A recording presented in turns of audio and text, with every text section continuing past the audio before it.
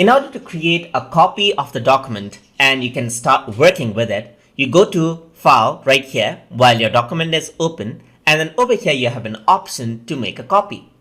Once you click on make a copy, you can see that by default the name becomes copy of TutorTube right here. So I'm just going to go around and type in TutorTube version 2 just like this.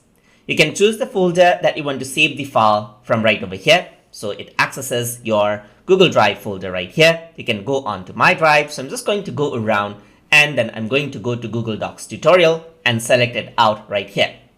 I can also share it or copy comments and suggestions. If there's any right over here, share it with same people and include dissolved comments. So everything can be copied out depending on what you want. I'm just going to keep a fresh one, so I don't want any comments or sharing options applied. So I'm just going to press OK. And it opens up the copy that is made in another tab right over here, just like this. So this file and this file are two different files now. So if I were to go over here and type in something like this, just like that. So I'm just going to type in TutorTube in between, just like this.